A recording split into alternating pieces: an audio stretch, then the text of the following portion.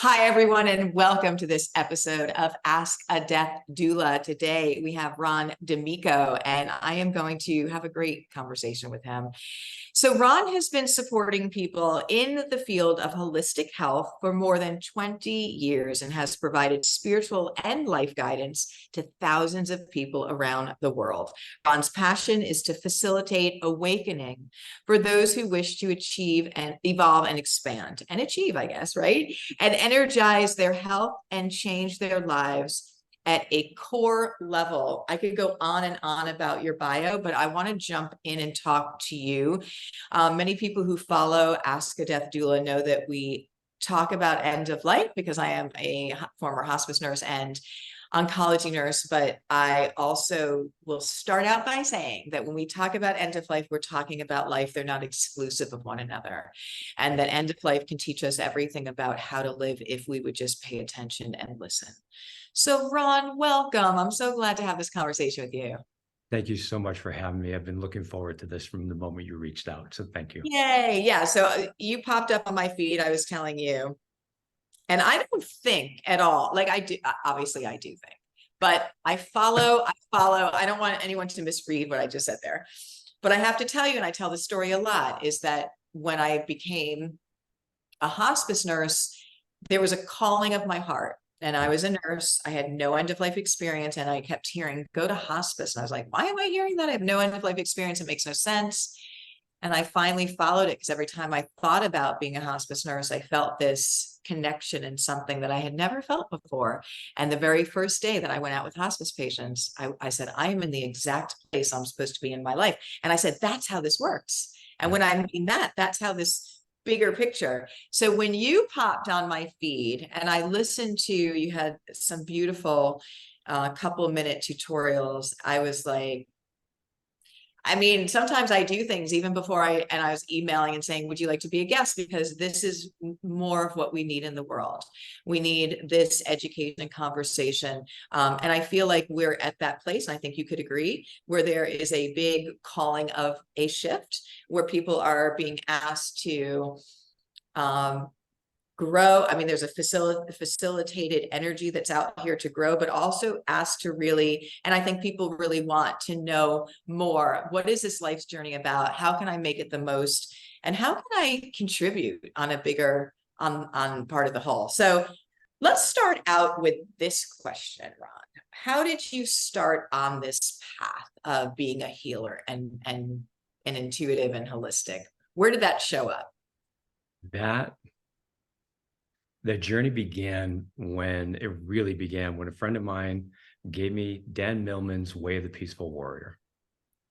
And when I read that, it helped me put together all of the dots of what I knew were real. Within the story, it's a story. It's his embellishment of a story in his life's journey. And as I was reading that, everything in me just started waking up, and I started to realize what my journey was from the moment I was born through that point. I could feel it. Didn't know how to make sense of it, but I could feel it. And I didn't know what to do with it. So I just kind of put it on the side and I just kept living in my life. And I was a personal fitness trainer, and I did a lot of post-rehab work for chiropractors and the like. And I was at a chiropractic office one day and it said healer as an individual to fill out the pogo stick. And I'm like, okay, what's a healer? I had no idea. So he told me what he did. And I said, I want to see you. So I went and saw him, sat down. The moment he started asking me a question, he says, what are you? And I said, everything and anything. And I didn't even let him finish asking the question. And he said, do you want me to finish? I said, sure. He says, what are you willing to do in order to heal? What are you willing to let go of in order to heal? And I said, everything and anything. And I saw the next 5 years flash before my eyes. Mm-hmm. I knew my life was going to go in a completely different direction. I had no idea what it was going to look like or what it meant. And then it just progressively opened up. I kept working with him. I worked with some shamanic practitioners, and they said to me one day, you know, you're an innate healer. I said, okay, what is innate? And I said, I know what a healer is. I said, but I can't see myself doing that. And they said, do you want to open up the channels? I said, sure. I didn't know. So I went back working with the chiropractic patients and physical therapy patients. And I'm like, I just be hanging out with them. And I just ask a question. and they would go through an emotional release, and I'd see the body straighten out. And I just want to Yeah. touch a certain part of the body. Things started moving. And it Yeah. just progressively went from there. So my whole life started moving in that direction systematically. When you got the book, how old Yeah. were you when you read the book? I was 19 when I got the book. Yeah. Okay. And when you were young, very young, do you remember as a child having a connection to, yeah. That's an easy one. I literally could feel the energy in a room, and I could feel what was going on. And I just knew how to adjust myself to adjust the energetics. If somebody was in a bad mood, I could just shift myself and that would shift. And nature was my friend. I Ah, love, I loved nature is the nature. best. I Mhm. was fortunate. We had swamps and ponds, and I would collect snakes, and I had a blast. I mean, I did boy stuff, but I loved it. And it's when I felt Mhm. most complete.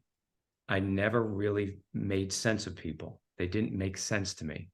because when I was raised Lutheran, and the pastor would be saying something, I'm going, and I just innocently, you said this over here, but this applied over here, so they're contradicting each other. I didn't even know what contradiction was. I said, but they don't make sense. Oh my gosh, that was me in a Catholic school Yeah. because they contradicted. And look, all love out here, but you just Totally. contradicted yourself. And my hand would be going up, and I know that the nuns were just like, no, not another question. But yeah, And so that's what it it's was. interesting. Yeah, it's interesting about the children because, those babies that come in from the energy. And if you really look at it, and animals are the same way, they are responding all to energy. But the babies, sometimes you'll find them looking and laughing at things that, you can't necessarily see. Maybe some people who are intuitive can. But and then we tend to lose connection with that energetic frequency, and then hopefully we find our way back. But I love you said, these human beings, I don't relate to them, like what's going on here. And it's very funny because I often will talk about from my end of life experience so we're holistic beings. We know that, right? We're physical, mental, emotional, and spiritual. At the end of life, when the physical body is diminishing, the spiritual body is growing. I mean, you see it. Yeah. It is the most beautiful thing. And people literally, they reach a point where they have one foot in this world, one foot in the next, where they get their spiritual wisdom or spiritual eyes. Yeah. And they have all this new information. And it's just like life-changing. And the fact that we've removed end of life and have it be the number one fear right now in our world is really directly relating to the chaos that we have. Yeah. But there's nothing to be afraid. And in fact, it should be revered. But we have those experiences, and it is just amazing to see coming back. So I love that you talked about as a child. I love relating to nature because we're all connected, and then going on that trusting journey of just following your heart, and that's beautiful. Yeah. So then what did you do, and where were you at the time when you were doing a physical therapy but a healer at the same time? Well, what happened was, I started really funny because I started my path and I became a healthier individual. And the marriage I was in at the time, she didn't want me to become a healthier man, because I started seeing where my imbalances were and I began to correct them. So it just wasn't working out. So Yeah. I had a personal fitness training business, and I progressively moved that into just shutting it down. I wanted to do more of the energy work. After about 6 months of doing the energy work, I knew I wasn't ready. So I just walked away from it. I ended up getting a divorce, and then my life just started falling apart. I couldn't get a job, nothing. Everything was collapsing on. Wow. I literally was at a point where I was going to become homeless because I ran off my credit Wow. card. And then I got a phone call from Home Depot. So I started working at Home Depot. Mm. One of the single greatest gifts that ever occurred, Mhm. because it gave me the opportunity to promise myself I'm going to be who I am in that environment, no matter what. Yeah. I literally lived and breathed everything I was opening up to in that environment. Yeah. And just through talking with people, people says, after talking with you, I feel so much better. Do you do any work? I'm like, what kind of work are you talking about? It feels so Yeah. incredibly healing. Beautiful. And it just started moving in that direction. So I knew at that point I was ready, and I began to open up a practice. And I was in Maine at the time, nothing, nobody wanted to go deep in Maine. I'm rubber meets the road. You know, it's like, let's get real. Let's get into the heart and soul of what it is. Let's cry. Let's laugh. Let's do whatever we have to do. So who you are and what I see in you can come out and play. And everything just progressively moved in that direction. So for 23 years at this point, I've just been working with people nonstop, and I've loved every second of it. I love that, Ron. Let's talk a minute and hang on to when, things seemingly fall apart, Oh yeah. because it's a very challenging thing. And I think that our lives, look, everyone has things that go on in our lives, right? And they're hard and they're really challenging. What is the gift behind the experience? And I know, and I'm not diminishing the pain, and I'm not saying that it doesn't hurt and it's not scary and the whole thing, but I know that the universe is always working on our behalf.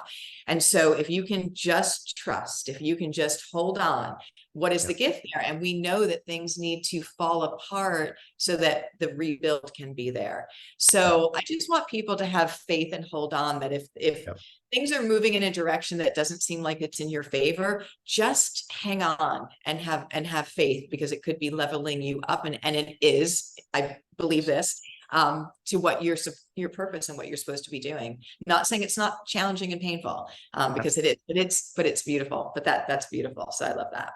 Well, what you're talking about is because I've walked a number of people through the dying process and their families over years.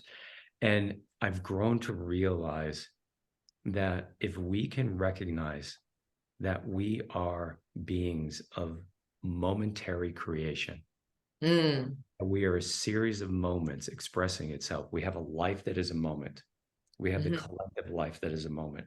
We have individuated moments that we experience ourselves in a unique way throughout our entire physical life. If we can recognize that every moment is a birth, a life, and a death, by the time we get to the end of this physical life, we have a regard, reverence, and a gratitude or appreciation for life that is beyond compare. Within those moments of difficulty, it's not that I'm not interested in them ending. It's that I've grown to realize that if I can take in everything I am feeling and everything that's going on, and I am not in rejection of anyone, anything, or any aspect of myself within that, that I then can drink that moment in completely, and I change. Evolve as a result of every single moment. If we can take it in without rejecting it or compartmentalizing it.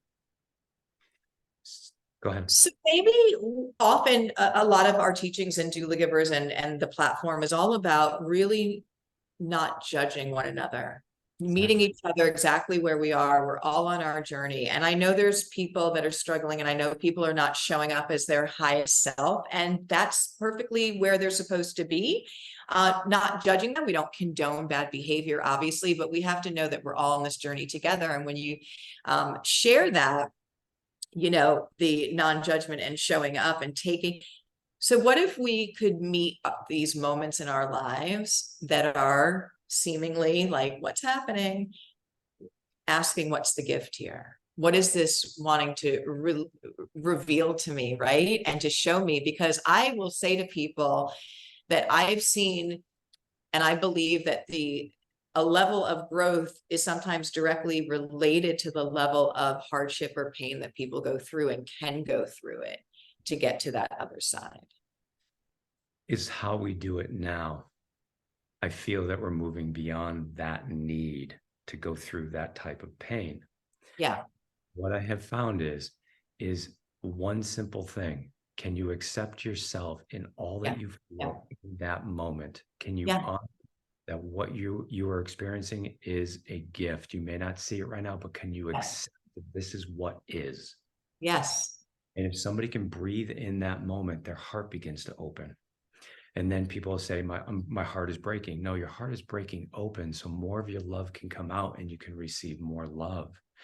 And if people were to respect what they feel, no matter what it is, it doesn't matter to me what extreme it is on that spectrum of expressive feelings. It's if we can do that, we then automatically begin to have a reverence from every experience we have ever had that we pushed aside. Yeah. And even when we push ourselves aside or others aside, it's like you said, I don't agree with the behavior. I still respect that that's your choice, but I also respect that I love myself enough not to be in an abusive environment, not to be in a position of being neglected. So I'm grateful for this opportunity to be with you to the best that I can right now. I wish you well in your journey, and I'm going to go play over here. Yeah. You know, Yeah. when we do that, we are in that state of love. And Yeah. then the more we do it with the simple things in life, we realize that everything has a finite expression. Nothing we go through is eternal. Our existence is eternal. The fact that we are experiential beings is an eternal facet of all that we are. But nothing lasts more than the moment. And the moment we shift is the moment that instance comes to closure. The moment we embrace ourselves within it is the moment we can put it to rest and transcend it and move into another way of being with it, even if it continues. You know, because there can be battles, there can be wars, there can be difficulties in life. And there will be, yeah. And there are. Right. So what you said, and I love this, is that, and this is what I believe as well, is that there are things going on, and they're always going to.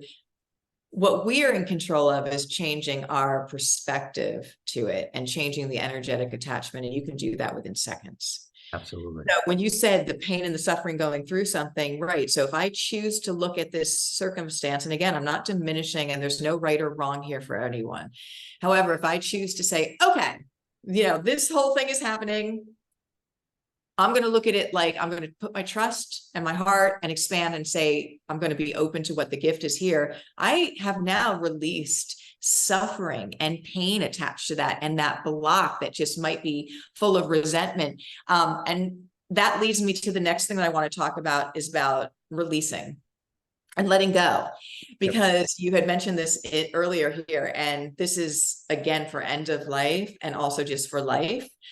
So we think of ourselves as, an energetic frequency, so we are all connected. And that's what my end of life patients say, which is so magical as well before they leave. But it's really true. We're all part of this: nature, animals, each other. We'd have a lot more compassion and respect for everything, which we need to bring back that awareness. But when we know that I'm putting out a signal all the time, like you said, I'm putting out a thing. And if I'm holding on to resentment and guilt and anger and shame or whatever, or the story of my past, well, that's just going to keep looping me in the same over and over. And I'm like, but I want a different life, But I keep saying, well, this happened and I can't, and I'm a victim. I'm putting out that signal that's keeping me. And if I can let that go, if I can let those energies go, I can open up to my being part that is limitless and unconditionally loving and full of wisdom. And talk more about that, if you will. This is a fun one. I'll explain it this way. If you can realize that a moment is only as long as it is, if you're resisting what's occurring, if you are not honoring what is and how you feel, you create that suffering because you create a congestion of fluid eternity. And when the biology locks that energy up, it creates an inflammation of the biology because the energy pathways get congested. If the energy pathways are congested, the biology starts to show that in some way, shape, or form. So if we can surrender just to the fact that I feel as I feel. Notice I didn't say anything about labeling it, because the labels create an imprisonment for most people. It's either it turns into a shrine or a prison, either one of the two. But if we can just say, I honor that I feel as I feel. I love and embrace and accept myself within this moment, right here, right now, to the best of my ability. I breathe in the essence of God, source, divinity into my heart so I can remember who I am. If they were to do that, you begin to line up with a clarity of your heart, your mind surrenders, and everything begins to move through with more grace and ease. you still may feel what you feel, but the resistance and the amplitude of it begins to drop. Because the moment we let go, I love the term, let go, let God. Okay. Yeah. Yeah. Let go. And when I say let God, that means you step into your fluid spirit self and you allow Right. yourself to be all that you are. Yeah. Yeah. That means everything starts moving through, and you begin to realize that it hit its apex and now it's on its way down. And eventually it gets to that termination point. And if we honor what is, that moment is complete. And then we can birth a new moment and we can walk into it very differently. We may have residue to play with, but we're not the same. So how we see and feel and experience is changed. It's Yeah. it's a gift of a new beginning. Yeah, I love that. So would then it be appropriate to say really always trying to be in the present moment As much as you can. as much as you can? And that's a practice and a discipline, right? Just coming back to that present moment. Yeah. And one of the things I love talking with people about is realizing your breath is not just the exchange of gases. Yeah. Okay? Your breath is your connection with source Yes. itself. And Yes. you recognize the source is breathing into you everything you require to live your full life every Mm. moment. And you're receiving it. How could you ever be alone? Right. Where you're not. That point, right? Yeah. You're not. But when you begin to feel that and you Yeah. put it Yeah. into animated form, it makes it more real for people.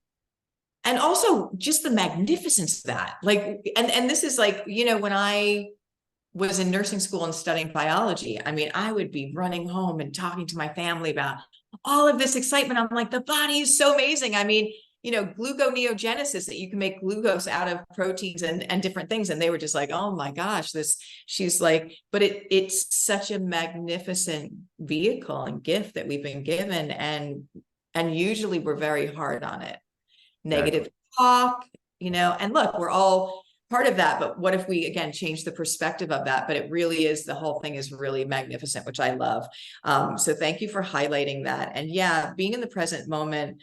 I often think of us as having these two gears, right? Being a human being, and I'll make this really little joke about how we were given the riddle, like at the answer at the very beginning. You're a human being. There's really two parts to you, right? And it's for us to understand that we're in this human body having this experience, but we're really beings and that are eternal. And there's these two major, you want to integrate them, and you want to be able to understand them so that you can follow, right? And the one that's trust. So I love that. So talk to me about, if you would be so kind, frequency healing. Frequency healing is the act of allowing yourself to recognize that life exists because of consciousness, and consciousness is nothing more than a matrix of energy. Creates subtle energy systems and fields and frequencies to make manifest nothing into form, no thing, no matter into a matter-based reality. So if you realize with atoms, they're splitting atoms, smashing atoms. And what happens when they collide? They run them through a collider, a release of massive amounts of energy. So matter is actually a concentration of energetics to create a density that we perceive and can measure as matter. Now, if we realize that everything has a frequency, and if we align our frequency, meaning we surrender our human identity, our persona, give the energy that we command to our spirit, then we begin to live a spirit having a physical experience, and we begin to feel that our biology is our spirit expressing itself, and there's no separation. Yeah. If you cease to feel the separation, you cease to feel alone. And when you cease feeling alone, it's easier to navigate through the life experiences because you know that you're walking with others. And they're there holding a space for you to feel your capacities because they see the truth of who you are. You may have forgotten, but they hold the memory of it as they show you. They're emanating the frequencies that they see you are to you, so you can remember that and then breathe it into active expression. The magic, it's magical. And the intent is everything, because your intent is your Yeah. spirit, Yeah. organizing the energetics and the frequencies. And with frequency work, if you see where the imbalances are, you find where the origins are, you tap where the energy is congested, because frequency imbalance is because something's gotten stuck in space and time. Yeah. Yeah. And if you tap it and a person is willing to draw in that experience to closure, the Yes. you're not only free, but every person that was associated with that moment now is free as well. What they do with it is up to them, but you freed the energy up and all associated with it throughout eternity. I don't want to lose people and go too deep into this, but I love that you just said it heals all aspects. And I think that there's just so much beauty in this journey. But when you heal a lineage, you heal the world. When we individually do and listen, it is work. We have to say, I'm going to show up, and maybe I'm going to get a little uncomfortable but you know what? It's empowering. Right. Because we live in, I call it a lot of times, with no judgment, runners or numbers. So a lot of times people are running and trying to, and again, avoid feeling or being present, because we don't want to go there, or numbing with substances and things. And that doesn't work either. In fact, and then things develop into disease and all that. And there's no judgment, but when you do step into it and do our work, that's how we heal the world. Because now you're raising you're shining your light, and you're healing that lineage. And it's magical. I also want to bring this up. Everybody realize one simple thing. Everyone, no matter how they present themselves in this world, all people are finding their way back to their origins. Everybody is. Right. No matter how they're living in the world, their behavior is so they can break their own cycle. Yeah. Seen it time and time again. Yeah. So when you see something, you can still say, you're not doing it in my backyard, but I bless you for what you're going through. I know the feeling of my own personal torment, my own personal torture, discomfort, shame, whatever it may be. I respect what you're going through, and I wish you well on your journey. And then you let them do that. But by bringing your true self into it, you create an eminence of your essence into the field of life that begins to create that wave of movement. And the more of us move that way, the more we see that wave of change. Yeah. I often will think the more that and it's really sad, because we've all been there, to a degree, and we've all seen it happen. But the further away that you get from your being part, which I also call like the pilot light, it can never go out, but it can be very dim at times. It can be, you see people feeling so removed and isolated and all that, but it can never go completely out. And it's just really beautiful, blessing people on their way, and just allowing, compassion, having compassion. And that's what we also want to share with people, is that when we see people look a certain way or do an action, we don't know their story, and we don't have a right to judge them. And we can bless them. We don't have to be part of it in the whole thing, but we can bless them and be on our way. And I often think the more you get removed from the being part of you, the more that the universe, God, source, is trying to give you opportunities to find your way back. And I think those lessons become harder and harder, because it's trying to wave you down and say, no, now we really want to give you something that you can't deny. It could be an illness, it could be a tragedy. So looking for just holding that space of that light in there. Okay. What do you think is the purpose of this human journey? If you could share, or any of it. To experience.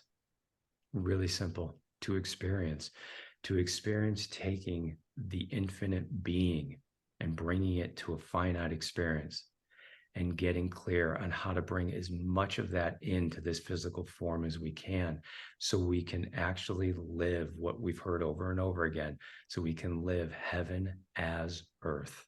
Yeah. Because this is not an earth school. There's nothing to learn. There really isn't. This is about experience. Experience creates wisdom. Wisdom creates opportunities. And with innocence, which is just the will and the ability to see what is, to see yourself as you are, share as you are, allow another to do that. That's innocence. And the wisdom is, how do we want to come together and play? You can realize that's what life is. and we can begin to feel that, we will make choices to appreciate every single experience we have. And we're not talking about experiencing to avoid, we're talking about experiencing to enrich and bring more in. Yeah, to expand almost. And it almost seems like we're here to remember. Absolutely. Are. Yeah. Yeah. It's a way of, and I love the term remember, because remember is reintegrating that which has been disintegrated. Yeah. So it's a reintegrative process of bringing your spirit in as all there is in the way that you see yourself, life, and others. Exactly. And it transforms everything.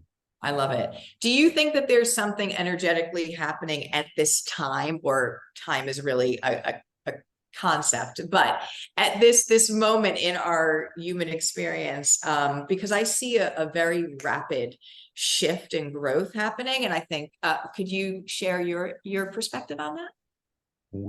There are enough of us that have chosen over the past probably 300 years actively, but we've been playing with this from the beginning. We are looking to remember who we are, we truly are. And that is quickening. Time is so much more rapid than it was. People say it's because of technology.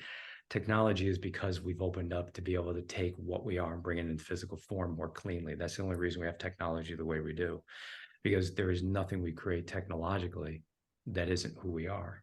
We just put it into physical form.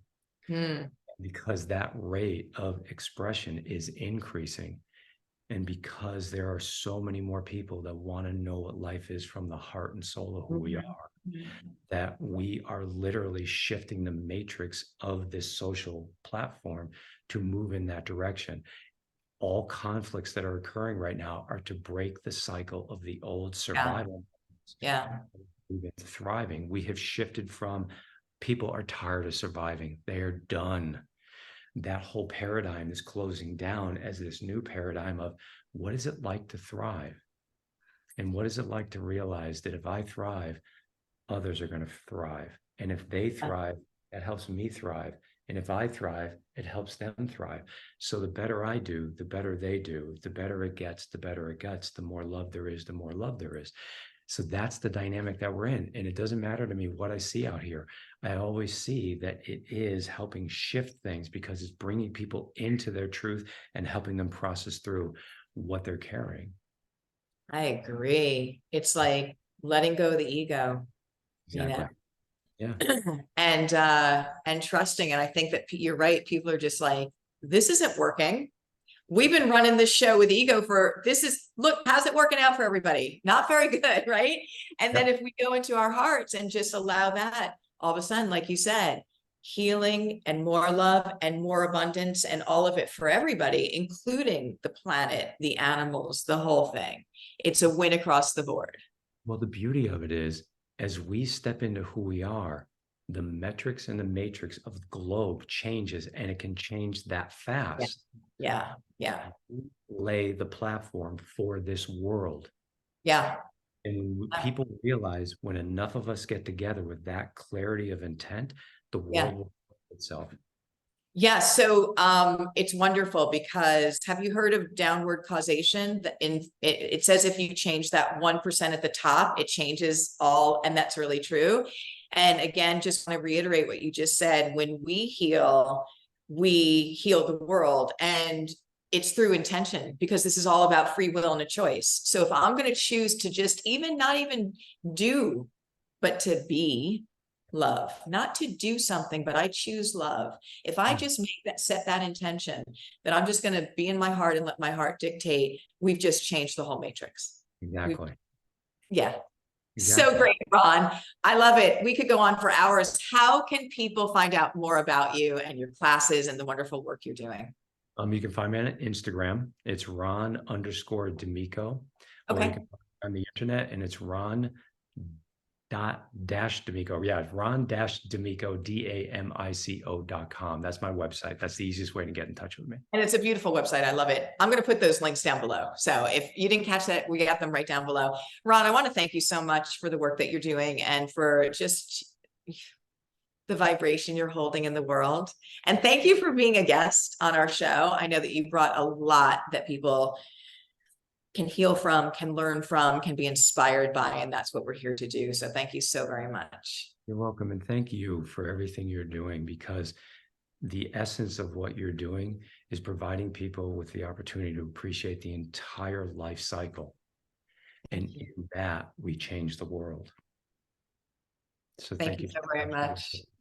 Take gentle care. All right. Thank you, everyone. And again, this was Ask a Death Doula. We'll see you in the next episode.